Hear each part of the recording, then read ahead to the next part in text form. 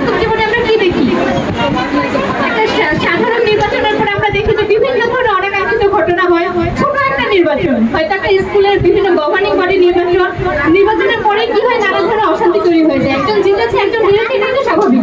সবাইকে প্রথম হতে পারবে, সবাইকে জিততে পারবে, কিন্তু এই যে এটাকে মেনে নেওয়ার মানসিকতা, এটা হচ্ছে খেলাধুলা করলে স্বাভাবিকভাবে যেখানে দুইটা তিনটা দল থাকে, একদল হেরে যায়, একদল জিতে যায়, ছোটবেলা থেকে এই মানসিকতাটা গড়ে ওঠে যে খেললে আমাদের একদল জিতবে, একদল হারবে, আমাদের হারটাকে মেনে নিতে হবে, এবং যে জিতবে সে হচ্ছে, যে হেরে যায় তার প্রতি সহানুভূতিশীল হবে, তাই না? তারপরে তোমরা কি তোমাদের সহানুভূতি, তোমাদের ছোট যারা সহপাঠীরা আছেন তাদের প্রতি কি তোমরা সহানুভূতিশীল থাকো সবসময়? কেউ যদি কোনো কারণে একটা কলম আনেনি, একদিন হয়তো ভুলে গেছে, তাকে কি তোমরা কলম দিয়ে হেল্প করো? একদিন হয়তো টিফিন আনেনি, তোমরা কি টিফিন শেয়ার করো? রাস্তায় হাঁটতে গিয়ে যদি পড়ে যায়, তোমরা কি তাকে তুলে সাহায্য করো?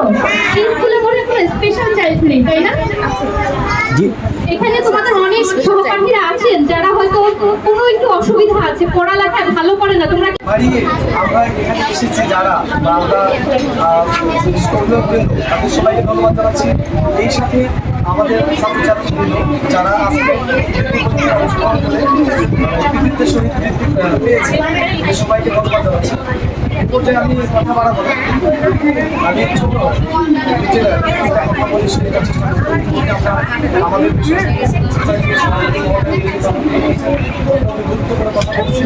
ধন্যবাদ জানিয়ে পাশাপাশি আমাদের অতিথিবর্গ যারা এসেছিলেন তাদের সবাইকে অনুষ্ঠানের সমাপ্তি ঘোষণা করছি।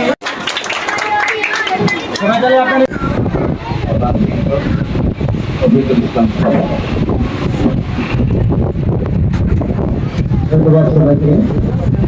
আজকে নারায়ণগঞ্জ মডেল একাডেমি কর্তৃক আয়োজিত 2025 সালে প্রাথমিক শিক্ষা অধিদপ্তর বেসরকারি সোসাইটি কর্তৃক আয়োজিত যে বৃত্তি পরীক্ষাটি হয়েছিল, সেই বৃত্তি পরীক্ষার নগদ অর্থ সার্টিফিকেট ও বিতরণ অনুষ্ঠানটিকে আমাদের খেলতে হবে, প্রচুর পরিমাণে স্পোর্টস অংশগ্রহণ করতে হবে এবং সাহায্য করো। এই স্কুলে মনে কোনো স্পেশাল চাইল্ড নেই, তাই না?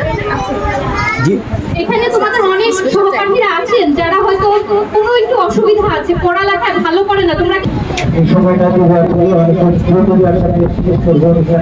শুরু করেছি। আমরা তাকে হয়তো বা বিদায় জানাতে হবে। যদিও কোনো অনুষ্ঠানে পেলে ভালো লাগলো। এরপরে সারাদিন ব্যাপী যে অনুষ্ঠান আমাদের পক্ষে করা হয়, এখানেও আমি দাওয়াত করবো। আর যদি আসেন, এখানে সাংস্কৃতিক অনুষ্ঠান সহ বিভিন্ন অনুষ্ঠান হয়, তাহলে আমরা আপনার খুবই খুশি থাকি। এবারে আমি আমার সংক্ষিপ্ত বক্তব্য শেষ করছি। আসসালামু আলাইকুম।